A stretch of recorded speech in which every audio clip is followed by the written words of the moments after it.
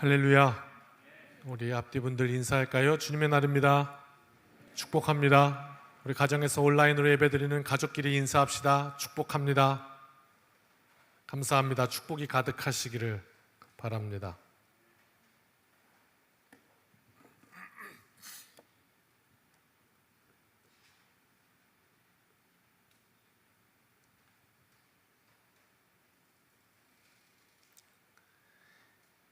예배를 드리다가 우리의 삶의 문제도 해결되어야 하고, 예배를 드리다가 들었던 병도 나아야 하고, 예배를 드리다가 우리의 삶의 치명적인 문제들이 드러나야 합니다.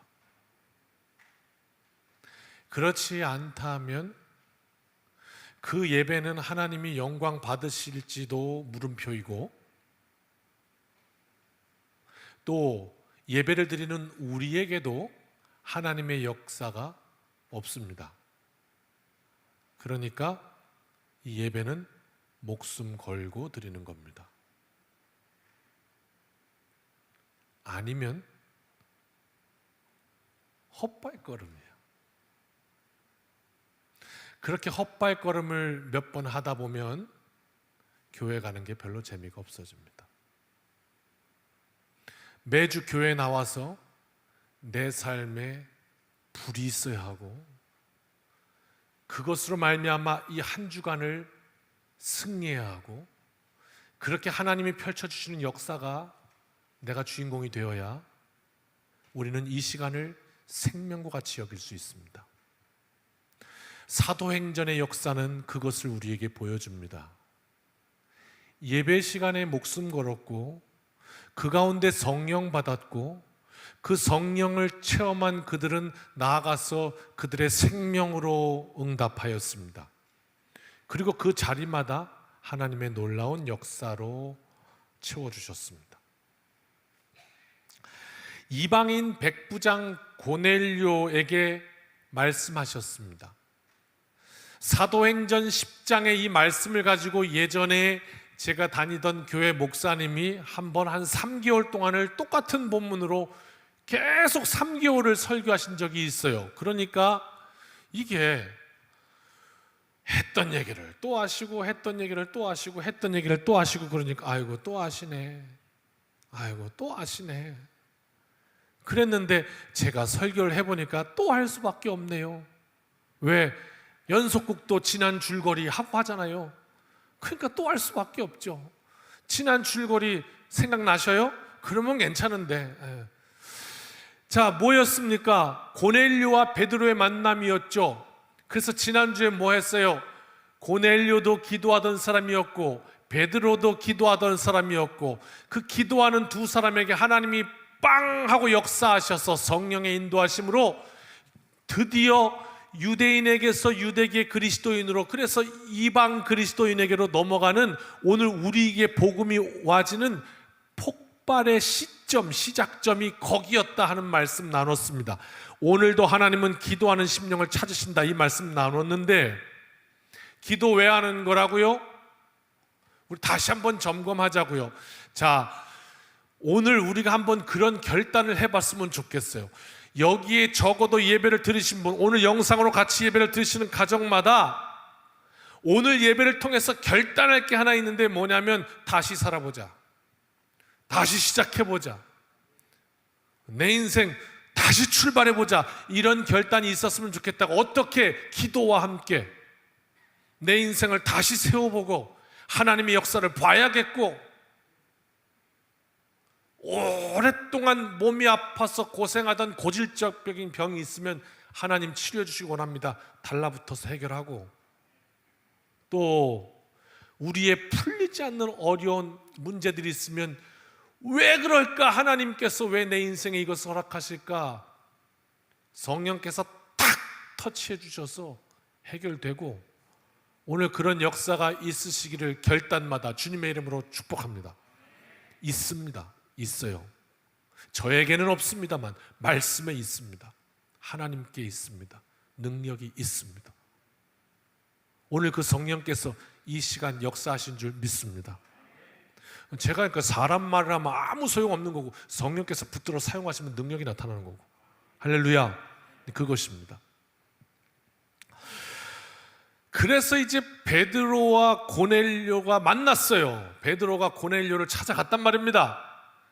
평소 같으면 절대 안 가요. 이방인의 집에 가는 게 아니요, 저런 사람들이랑 어울리는 게 아니에요, 이런 건데, 아니요, 성령께서 내가 깨끗하다 한 것을 내가 속되다 하지 말라 이래가지고 자신의 편견과 고집을 거기서 발견하고 순종하고 간다고요.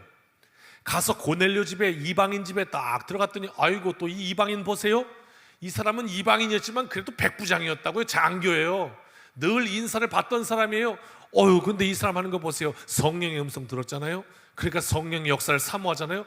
베드로가 오니까 그냥 아이고, 하나님이 보내신 사람이 왔구나. 그리고 그 앞에 넙죽 절을 한다고요. 그 사람에게도 그거 쉬운 일 아니었거든요. 이게 성령께서 역사하시니까 양쪽으로, 베드로도 그 만나러 가는 거 쉬운 거 아닌데 순종하고 오고, 이 사람도 이거 무릎 꿇고 이거 인사하는 거 쉬운 일 아닌데 이게 이런 일이 일어난다는 거죠. 성령의 역사가 막 그 한계들을 다 뛰어넘고 보여줍니다. 둘의 만남이 이루어져요. 뭘로? 성령의 도우심으로 이루어집니다. 오늘 말씀 보시면 정말 내가 오늘 은혜 못 받으면 나 오늘 안 가, 그리고 눈을 동그랗게 뜨시면 성령 역사하십니다. 성령께서 일하셔서 베드로와 고넬료가 만나는 거예요. 그리고 고넬료가 그러죠. 성령님 말씀하셨습니다. 당신의 입을 통해서 오늘 내가 들어야 할 말이 있다고 하셨습니다. 말씀하십시오, 이겁니다. 와, 예배 시간에 이렇게 나오신 분 계시면 그분이 은혜를 못 받을 가능성은 없어 보입니다. 성령이 오늘 나를 이 자리로 인도하셨고 당신 입을 통해 내가 오늘 하나님의 뜻을 들어야 할 말씀이 있습니다. 말하시오. 그리고 째려보면, 혹시 제가 너무 째려봐서 왜 좀 화나셨어요? 이렇게 할 정도로 이렇게 눈빛이 살아있는 분들이 계십니다. 계셔요. 막 동글동글하게. 그렇습니다. 그랬더니 이제 베드로가 그 입을 열어서 탁 하고 한 말씀이 있습니다. 34절이에요. 같이 한번 읽어볼까요? 시작. 베드로가 입을 열어 말하되 내가 참으로 하나님은 사람의 외모를 보지 아니하시고 각 나라 중 하나님을 경외하며 의를 행하는 사람은 다 받으시는 줄 깨달았도다. 여러분, 그러니까 말씀을요, 우리가 이 시간이 아니면 이렇게 한 구절 한 구절 뜯어볼 수가 없어요. 왜? 우리가 집에서 성경을 읽을 때는 읽으면서 그냥 지나가기 때문에 이렇게 새김질할 시간이 없다고요. 이 시간이 얼마나 중요한 시간인지 몰라. 그래서 이 한 절을 한번 생각해 보면 기가 막히다고요. 보세요. 베드로가 뭐라고 그러냐면 당신 입에서 나오는 말씀을 들으시니 말하시오. 그랬더니 베드로가 하는 말이 뭐냐면 내가 깨달았다고 이렇게 말하는 거예요. 깨달았다고. 깨달았다는 건 뭐죠? 전에는 알았어요, 몰랐어요? 전에는 몰랐다고. 근데 지금 어떻게 해요? 알았다고. 이게 깨달은 거예요. 뭘 깨달았냐면 하나님은 참으로 사람의 외모를 보지 아니하신다, 이걸 깨달았다는 거예요. 이게 무슨 말이겠어요? 해석이 되어야 해요. 우리에게 하나씩 나가보자고요. 자, 어떤 때 우리가 이런 말 씁니까? 야, 내가 참으로 내가 이런 말 언제 써요? 한번 생각해 보세요. 이런 거 아니에요? 이 말이잖아요, 그죠? 참으로란 말은. 이 말 뭐예요? 여러분, 하고 아파. 여러분 언제 무릎을 이렇게 치세요? 언제 치세요? 언제? 그건 뭐죠? 정말 몰랐던 거 아니에요, 그죠? 야, 내가 그걸 몰랐네, 이럴 때 그러는 거죠. 그러니까 베드로도요 이랬을 거예요. 사도거든요. 리더란 말이에요. 그래도 내가 예수님의 수제자였다고요. 그래도 이래봬도. 그런데 누가 와서 베드로한테 이러네. 뭐라고 그러냐면요, 베드로 선생님 그 사람을 그 외모로 보내, 이렇게.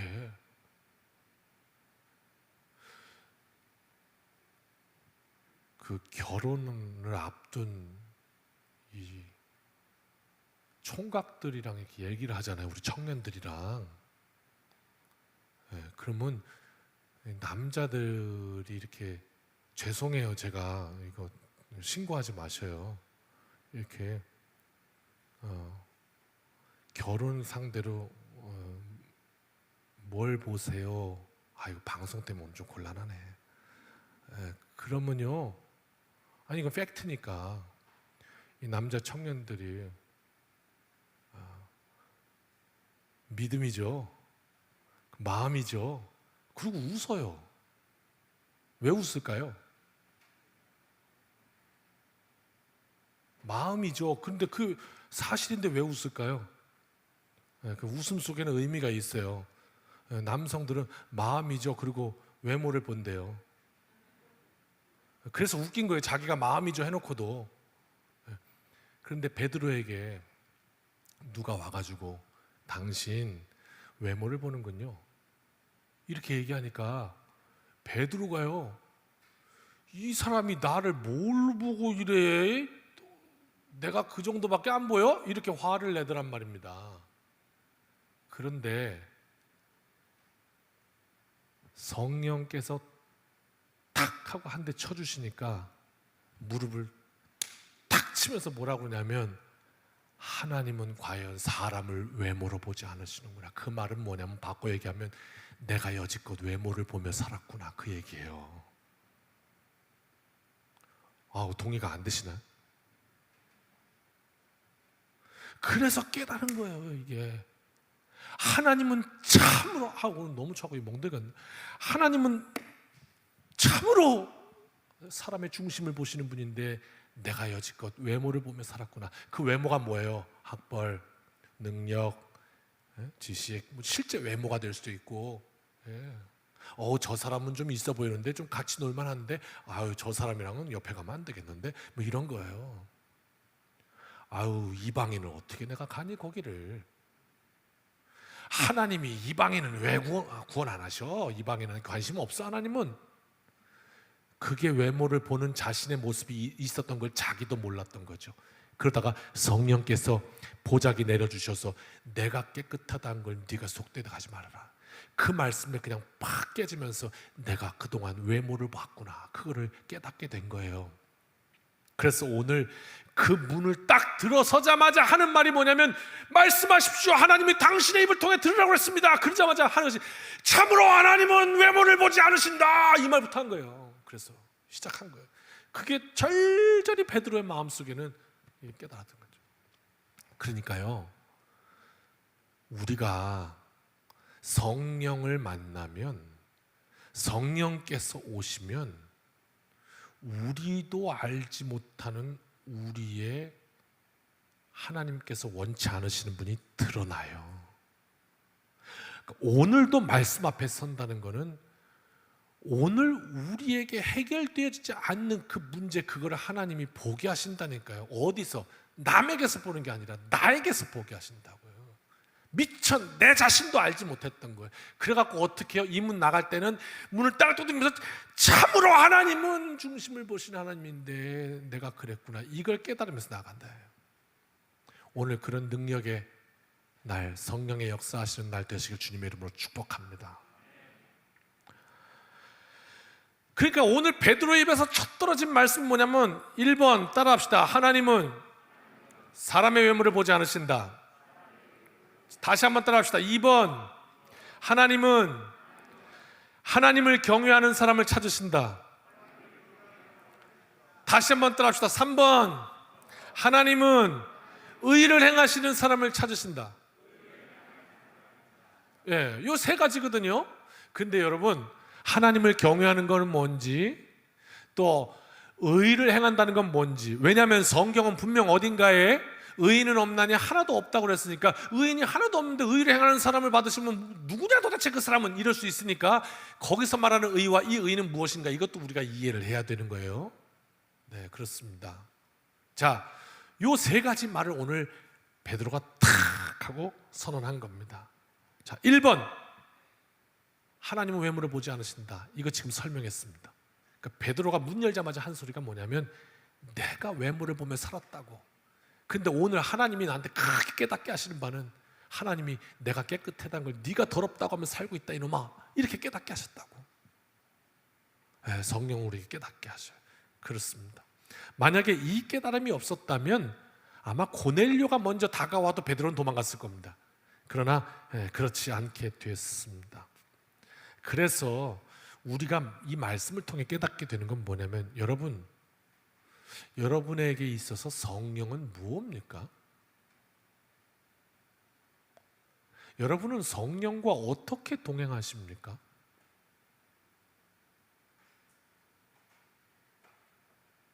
정확하게 뭡니까, 성령이?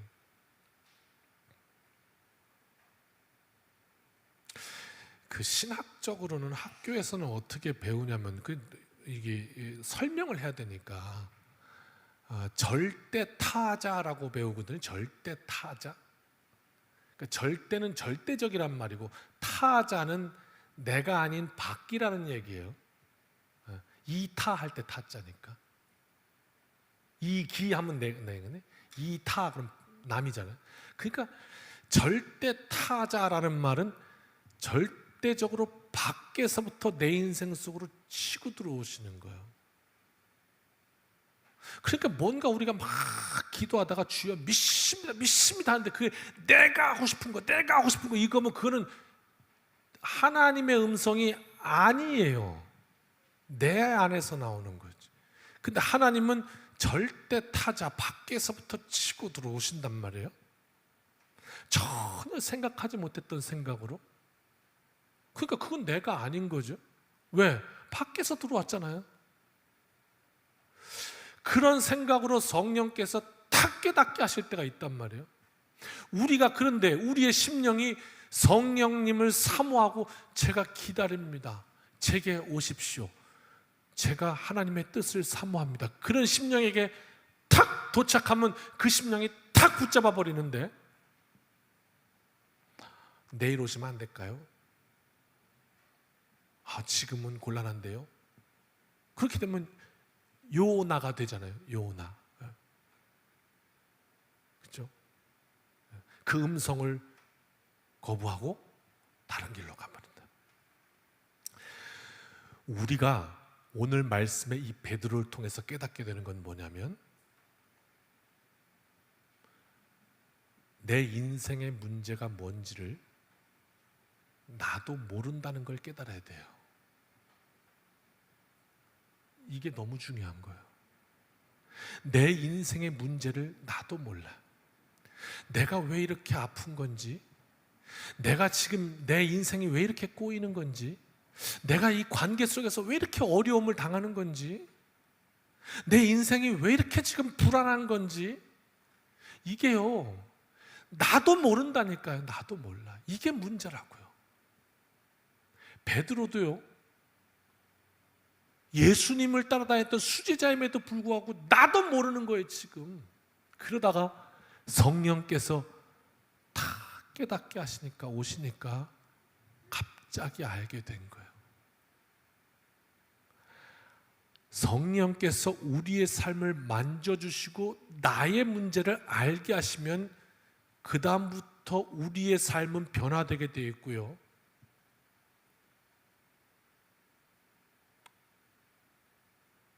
질병이 떠나가는 하나님의 역사를 보게 돼 있죠. 성령께서 우리의 삶을 만져주시면요, 그 하나님의 뜻이 세워진 자리에는 성령의 역사가 있기 때문에 우리의 오래되었던 문제들도 틀림없이 풀어져 나가는 하나님의 역사를 보게 되어 있죠.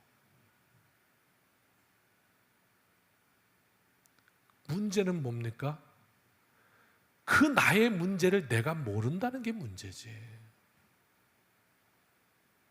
오늘 하나님이 내 삶을 어떻게 바꿔놓고 싶으신지를 모르는 게 문제지. 그것을 성령께서 와서 탁 터치하고 깨닫게 하시면 베드로처럼 그렇구나. 그리고 내 뜻은 아니에요. 이방인을 만나는 게 내 뜻은 아니에요. 나는 절대로 안 만나던 사람이에요. 그러나 하나님께서 가라 하시는구나. 그러니까 그 길을 가는 거죠. 그리고 성령의 역사를 보게 된 거예요. 자, 인생이요, 그렇구나, 내가 내 문제를 모르는구나, 요걸 깨닫는 순간 그 다음 스텝이 어떻게 되냐면, 한번 따라합시다. 성령님을 의지합니다. 한 번 더. 성령님을 의지합니다. 그 인생이 된다고요. 왜? 내가 나를 못 깨달으니까. 성령님이 깨닫게 하실 때만 내가 내 모습을 보니까. 할렐루야. 그래서 이렇게 노래한 거잖아요. 한번 우리 다 같이 한번 마음으로 찬양할까요? 의지하세, 의지하세, 주 의지하세.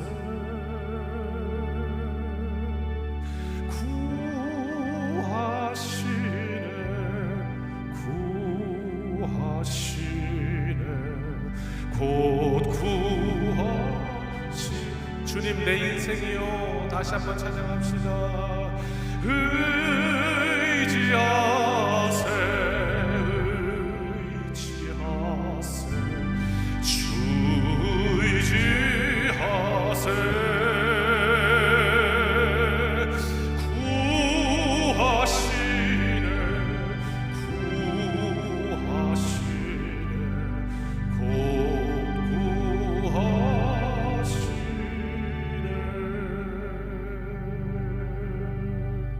아멘. 그겁니다. 1번, 하나님은 외모를 보지 않으십니다. 이 베드로의 말이었습니다. 두 번째, 베드로의 입에서 떨어진 말은 이거였습니다. 복음의, 따라합시다. 복음의 핵심은 예수 그리스도입니다. 네, 이거예요. 베드로가요, 성령께서 열어주신 대로 입을 열었어요. 그랬더니 이렇게 말을 합니다. 38절 같이 읽읍시다. 시작. 하나님이 나사렛 예수에게 성령과 능력을 기름 붓듯 하셨음에 그가 두루 다니시며 선한 일을 행하시고 마귀에게 눌린 모든 사람을 고치셨으니 이는 하나님이 함께 하셨습니다. 아멘. 예수님을 어떻게 설명하냐면, 하나님께서 예수님에게 성령과 능력을 기름 붓듯이 하셨대요. 아우, 정말로요, 여기 어디 좀 이렇게 좀 그냥 기름을 한번 부어봤으면 좋겠어요. 그냥 사람 머리 위에 한번 부어볼까요? 그냥 콸콸콸콸콸콸콸 기름 그냥 한번 상상해 보실까요? 우리 그냥 예수님께 성령의 능력을 기름 붓듯이 하셨대요. 그랬더니 예수님이 그 능력으로 두루 다니시며 선한 일을 행하시고 그리고 마귀에게 눌린 사람을 고치셨대요. 이 얘기는 뭐냐면 이 세상에는 마귀에 눌린 사람들이 있다라는 말입니다. 마귀의 권세에 사로잡힌 자가 있다. 그러니까 세상은 영적 전쟁터다. 이게 이제 보이면 무서운 거죠.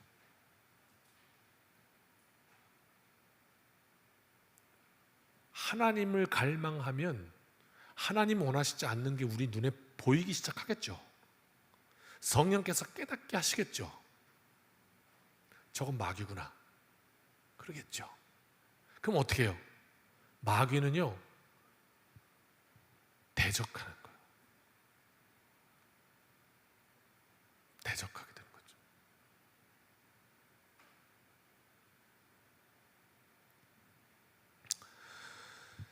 그런데 예수님이 요한복음 14장에 이런 말씀하신 적이 있거든요. 같이 읽어볼까요? 예수님 말씀인데 시작.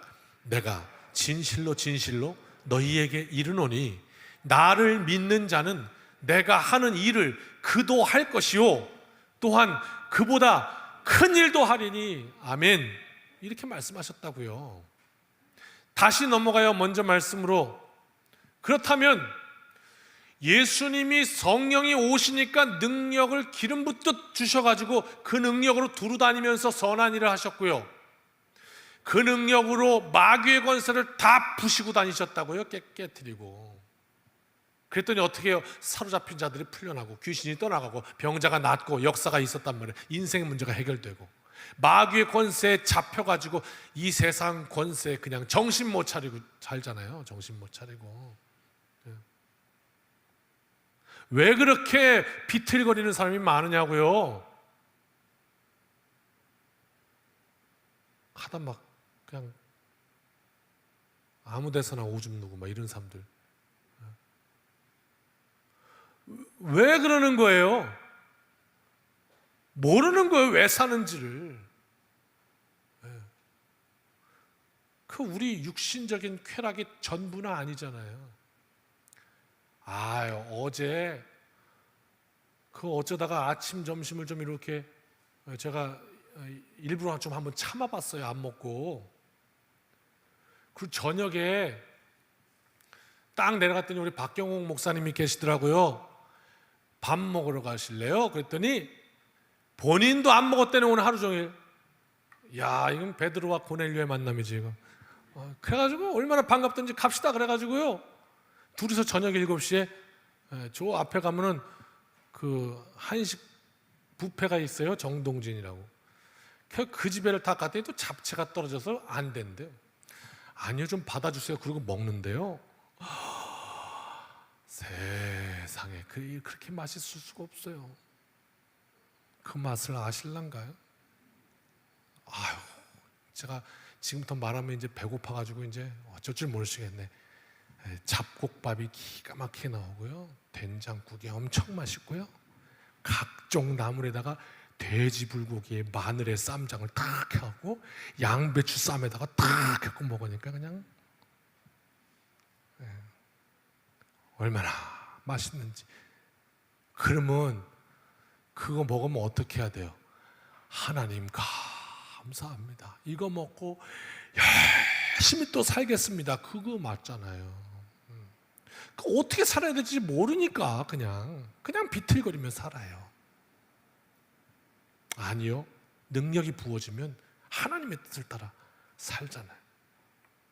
그래서 예수의 이름을 믿는 자마다 성령께서 오시고 그 삶에 깨닫게 하시고 내 문제를 뭔지 알게 하시면 우리 인생이 너무 쉬워져요. 왜? 그거 고치면 되거든요. 그거 수정하면 되잖아요. 그러면 문제는 해결돼요. 그러면 마귀의 권세는 내 인생에서 깨져요. 그러면 하나님의 역사는 펼쳐진다고요. 할렐루야.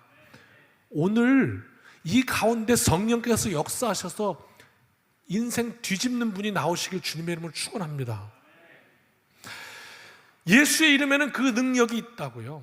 그래서 다 해방시키시는 거예요. 39절 40절 예수님은 어떤 분이신가 하면 그 예수님을 유대인들이 나무에 달아 죽였어요. 메시아인 줄 몰라서. 그런데 하나님이 사흘 만에 다시 살리셨어요.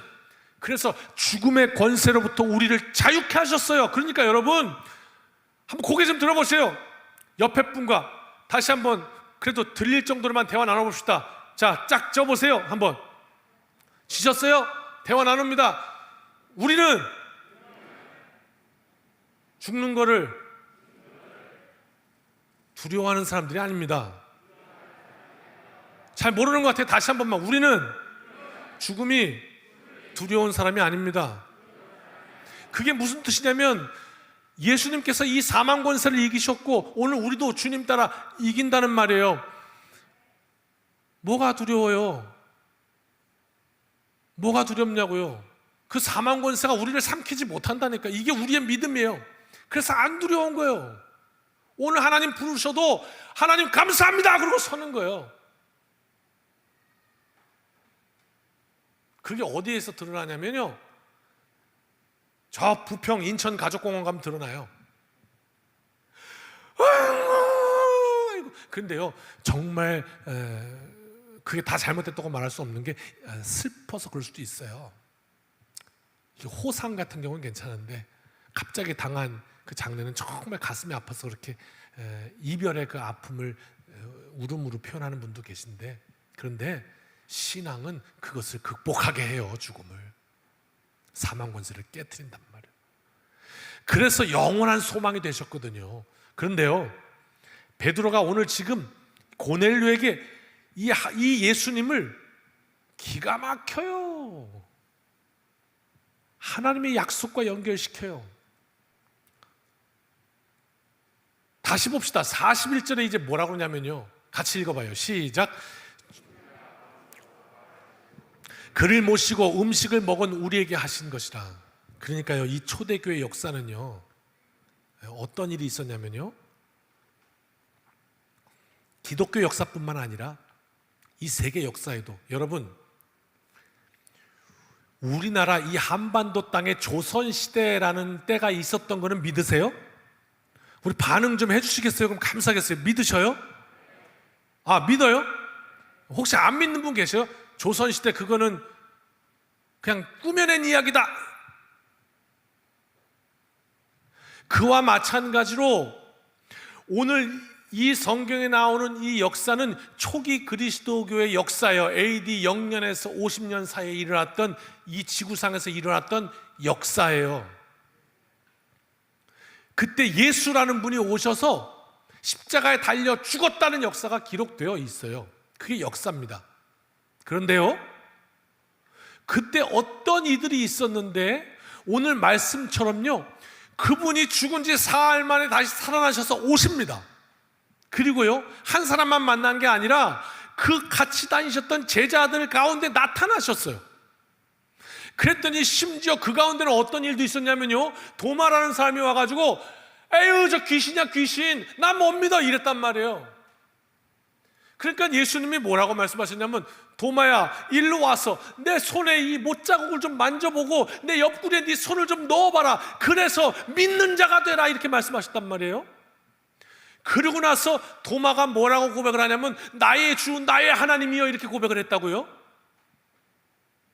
이게 꾸며낸 얘기가 아니라 그냥 전래동화가 아니고 사실이란 말이 역사죠. 그래서 그 뒤로 어떤 일이 일어났느냐, 거기에 모였던 그 많은 수많은 제자들이 다 그걸 보고 그 길로 나가서 뭐 했냐, 다 자기 목을 드렸어요. 다 자기 목숨을 드렸다고요. 왜? 확실하니까요. 이보다 더 확실한 건 없으니까. 그래서 다 드렸어요. 그리고 그로 인해서 그의 제자들이 성령께서 역사하셨어요. 그래서 성령의 역사가 있는 심령마다 자신의 인생을 드린 거예요. 그 복음이 건너 어느 날 어떤 청년에게 심겨져서 그 뜨거움을 어쩔 수 없어서 내가 저 땅에 가서 복음을 전해야지, 그래서 성경책 들고 이 땅에 들어와서 대동강물에 자기 목을 드렸어요. 그 물에 피가 뚝뚝 떨어지면서 이걸 읽어야 당신이 산다고 그렇게 전해줬던 성경책, 그것이 오늘 이 대한민국 땅을 복음화시켰어요. 이거 지어낸 이야기가 아니라 우리의 역사예요. 우리가 일제 36년 동안 종살이 했던 역사와 같이 이게 역사예요. 성경에 베드로가 지금 그렇게 말하는 거예요. 내가 부활하신 그 주님을 봤다고, 그 주님과 같이 음식을 먹었다니까. 그런데 가만히 이야기를 해보니까 그게 뭔지 알아? 그 예수님이 누구신지 알아? 너 성경 알아? 봐봐 하면서 얘기하는 거예요. 43절 같이 읽습니다. 시작. 그에 대하여 모든 선지자도 증언하되 그를 믿는 사람들이 다 그의 이름을 힘입어 죄사함 받는다 하였느니라. 누가? 말씀이. 이거 그냥 일어난 일 아니고 수천 년 전부터 하나님의 뜻을 말하고 예언하는 예언자들, 선지자들이 계속 나왔거든. 그 사람들은 하나님의 이름 때문에 목숨 걸고 갈멜산에서 막 제단 쌓고 그 바알 아세라 선지자들과 막 떠서 하나님의 역사를 보고, 또 지팡이 하나로 이스라엘 백성을 오고 홍해 바다가 갈라지고 막 이런 앞에 있어도 우리 믿음의 선조들이 있었거든요. 근데 그 사람들이 뭐라고 메시아를 예언했냐면, 그리스도가 이 다음에 오실 거다. 하나님, 우리를 구원하실 구원자가 오실 거야 이 다음에. 근데 그분이 오시면 그를 믿는 사람들이 다 그의 이름을 힘입어서 구원을 얻을 거야. 이렇게 예언했다고. 오늘 그분이 이분이라고. 우리가 봤다고. 죽음 권세를 깨뜨리고 사신 분을 봤다고. 그분이 이분이라고. 성령께서 내 입을 통해서 당신이 들어야 할 말은 이거라고. 오늘 여전히 여러분이 목사의 입을 통해 성경의 말씀을 들을 내용은 이것입니다. 복음은 예수 그리스도 있습니다. 죽음에서 다시 산 분, 능력을 기름 붓듯 부으셔서 이 땅의 마귀의 권세를 깨뜨리셨던 그분, 오늘 그분이 여전히 지금 역사하고 계시고 그분의 이름을 믿고 그분 앞에 우리의 삶을 넘기는 인생마다 그 인생의 모습을 보게 하시고 성령이 역사하셔서 우리의 모든 문제가 해결되고 하나님의 역사와 하나님의 기적이 일어나는 것, 이것이 복음입니다. 할렐루야.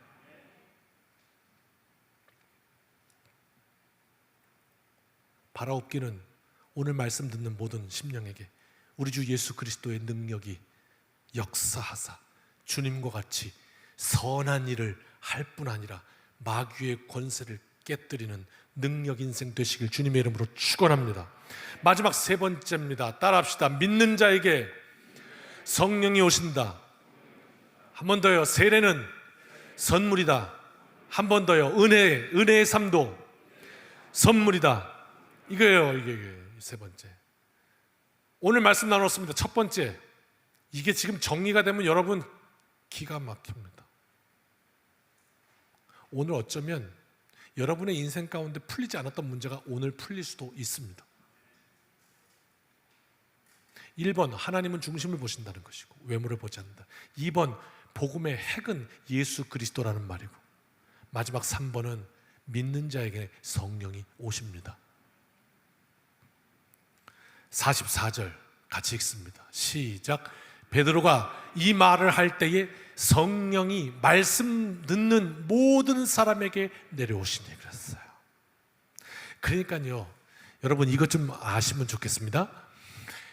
세례를 가서 베드로가 탁 베풀었더니 성령이 임한 게 아니고요, 성령께서 역사하셔서 베드로가 세례를 베풉니다. 이 순서를 한번 보십시오. 이게 왜 중요했냐면, 제가 지난번에 설교 중에 말씀드린 게 유대인들이 있었고 그 중에 예수님을 믿는 유대계 그리스도인들이 있었고 그 다음 여기서 이방계 그리스도인에게로 넘어간다 했습니다. 그 가운데 유대인들에게는 뭐가 중요했냐면 할례가 중요했어요. 할례도 안 받은 놈의 새끼들이 이렇게 얘기했다고요. 개라고 얘기했던, 개라고. 할례 안 받은 거는 그 정도로 할례가 구원의 증표였고, 그것이 이렇게 넘어오면서 이 사람들에게는 세례가 됩니다. 자, 그러나 오늘 이 자리에서 세례도 재해석되고 있어요. 성령이 오시고 그 은혜의 증표로 세례를 간직하게 된 거예요.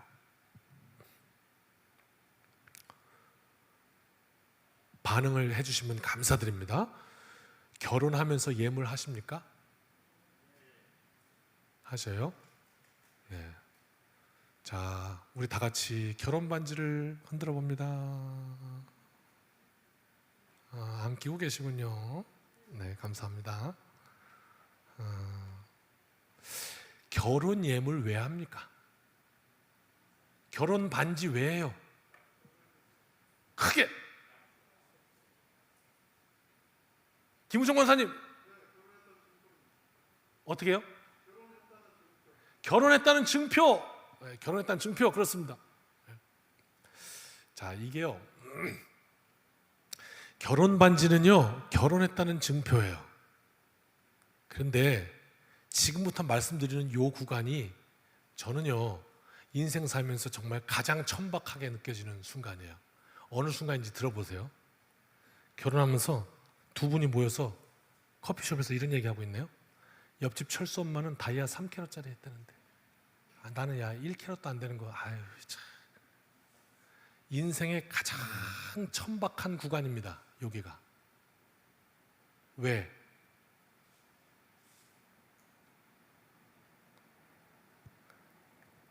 결혼 반지가 왜 소중합니까? 그 안에 너와 나의 약속이 들어있어서 소중한 거죠. 그 드라크마 잃어버렸다가 찾은 것도 그것도 그 결혼 반지와 비슷한 거였기 때문에 10개 중에 하나 잃어버린 거를 장롱 다 열고 찾은 거거든요. 그게 돈 100원이 아니고, 네. 거기에 크게 담겨 있어 소중한 거예요. 세례가 왜 중요하냐면 거기에 하나님 앞에 내가 크게 결단한 그게 있어서 세례가 소중한 거예요. 반지가 있으면 결혼한 게 아니죠. 결혼해서 반지가 있는 거죠. 이런 이야기인데요. 반지가 얼마짜리냐가 도대체 무엇이 중요합니까? 이 이야기는 어쩌면 나의 배우자도 얼마짜리로 환산하겠다는 심산이 깔려 있는 것일 수도 있습니다. 에이 무슨 소리예요, 그건 너무 과장해요 할지 모르지만 그건 방금 말씀드린 대로 나도 나 자신을 모를 수도 있습니다. 그냥 젖는 거죠. 젖는 거. 나도 모르는 사이 이렇게 옷이 물에 젖는 거예요. 이렇게 이 세상 문화에, 이 세상 천박함에 젖어버리는 거예요. 이렇게. 자, 세례는 이와 같습니다. 오늘 말씀 보니까 이 베드로와 고넬료가 모여서 그 예수께서 그리스도시다, 선지자께서 말씀하셨던 그분이다 라고 선언하는 순간, 그 순간에 정말입니까? 하나님이 당신 입을 통해 내가 들어야 할 말씀이 그것이었단 말입니까? 하는 순간에 그 순간에 성령이 확 내려오셨습니다. 그랬더니 베드로가 뭐라고 그러냐면 47절에 같이 읽을까요? 시작. 이에 베드로가 이르되 이 사람들이 우리와 같이 성령을 받았으니 누가 능히 물로 세례 베품을 금하리요? 라고 하고 48절 명하여 예수 그리스도의 이름으로 세례를 베풀라 하니라. 그래서 성령 받은 것을 확인하고 세례를 베풀었어요. 그 증표로. 무슨 얘기냐면요, 성령께서 오시면 우리의 삶 속에 세례라는 은혜도 주시고요, 성령께서 오시면 능력을 주셔서 우리 삶 속에 이 세례 같은 것처럼 정말 은혜롭게 사는 놀라운 하나님의 삶의 역사, 또 치유, 해결, 이런 놀라운 역사들을 우리에게 선물로 주시는 거예요. 세례도 선물로 주시고 이거예요. 이 모든 것이 성령께서 하시는 일입니다. 자, 이제 이 말씀을 낍니다. 말씀 정리합니다.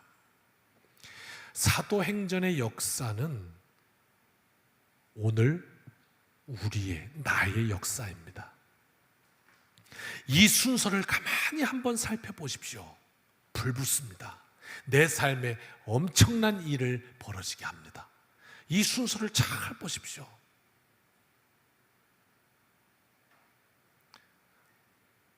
요즘 존 리인가요? 아주 열풍을 일으키대요. 메리츠 금융자산의 뭐 대표라고 해가지고 차도 버려라, 사교육비 끊어라, 그리고 뭐예요? 주식 사라, 이렇게 지금 막 주장하는 그 우리나라는 그래서 경제적으로 어렵다고 금융 문맹이라고 막 주장하는 분이 한 분 나타나고 요즘 열풍이에요. 못 보셨는가 봐요. 네. 상당히 맞는 이야기들도 많아요. 우리가 돈을 너무 우습게 본다, 그러니까 잘 써야 된다, 그런 말에 동의하는 부분도 많고 신앙적으로 동의하지 않는 부분도 있습니다만, 분명히 사람들이요 열광해요. 왜 열광하냐 봤더니 부자 되고 싶어 갖고요. 그래서 열광해요.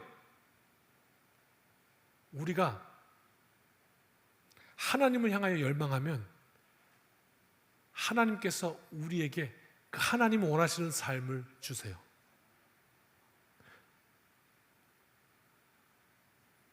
그 존 리가 그러다고요. 저도 하도 그 얘기를 하길래 봤거든요. 그랬더니 막 대화를 하면서 차 타세요? 그랬더니 네. 그 차부터 빨리 파세요. 네? 서울에서 왜 차를 타요? 한 달에 차 굴리는 비용이 75만 원인데 그거 다 저축하세요. 뭐 이런 식으로 얘기하더라고요. 그랬더니 이분은 금융자산 대표잖아요, 메리츠에. 그러면 존리 선생님도 그냥 오셨어요? 오늘? 그랬더니 저 차 없어요? 아니 버스가 이렇게 좋은데, 지하철이 이렇게 좋은데 왜 차를 타요? 그렇게 얘기하더라고요. 상당히 뭐 설득력 있는 말이에요. 그 말에도 막 끄떡끄떡하면서 말이에요. 그 옆에 앉은 사람이, 사회 보는 사람이, 나도 오늘부터 사교육비 끊고, 그게 다 가난하게 만든다는 얘기예요. 사교육비로 다 들어가서 그것도 끊고, 그리고 차도 팔고, 막 그래야 되겠다고 그랬더니 존리가 마지막에 뭐라고 하냐면 한마디 딱 하더라고요. 헤이, 돌아서서 그렇게 안 할 거면서. 그러니까 막 뒤로 넘어가더라고요. 지금만 그렇지 돌아서서 그렇게 안 할 거면서, 다시 차 탈 거고, 다시 또 하던 거 할 거면서. 그래요? 참 느끼는 바가 많았어요. 오늘 우리가 하나님을 갈망한다면 하나님 주시는 정말 복을 제가 누리기를 원해요. 자, 이 순서입니다. 보십시오. 기도하는 두 사람이 있었습니다. 고넬료와 베드로. 그래서 오늘 우리도 이제 기도를 시작합니다. 저녁 기도를 하는 이유는, 새벽 기도가 예전에는 우리가 이제 농사를 많이 짓는 문화여서 아침에 일찌감치 일어나서 기도하고 이렇게 밭으로 나가고 해 뜨기 전에, 그래서 덥기 전에 막 일을 해야 되고 이런 상황 속에서 많이 주어졌는데, 대신에 잠은 7, 8시면 해 지면 잤죠. 근데 지금 그 예전 20, 30년 전 7, 8시가 지금 오늘 우리에게는 12시가 됐습니다. 청년들 한번 물어보시면 12시 이전에 자는 청년들은 아마 찾기 어려우실 거예요. 그렇게 시간이 뒤로 이동하다 보니까, 그러고 나서 새벽에 일어난다는 것이 이제 어려운 정도의 일이 아니라 하루에 사이클이 망가지는 이런 일이 되고 있지 않은가 한번 돌아보면서, 성무 일과에는, 이 기독교 전통에는 해 뜰 때 가장 첫 시간을 드리는 하나님 앞에 기도도 있었는가 하면, 사실은 해 질 때 하루를 돌아보면서 하나님 감사해요 라고 기도하는 만과도 있었거든요. 하루 종일 순서에 따라 기도했어요. 그래서 우리 한번 또 좋은 전통을 한번 만들어 보자. 이제 또 이 시대에 맞게 어른들만 기도하는 거 아니고요, 젊은이들도 나와서 기도합시다, 이런 이야기예요. 성령께서 오시면 우리 이 세상 하나님의 역사 속에 주인공이 될 수 있어요. 그렇게 삽시다, 그런 얘기예요. 그래서 어떻게 해요? 저녁에 나와서 기도합시다. 우리 시간 정하고 날마다. 그래서 화, 수, 목, 금 이렇게 새벽 기도하던 것과 같은 텀으로 저녁에 기도하려고 그래요.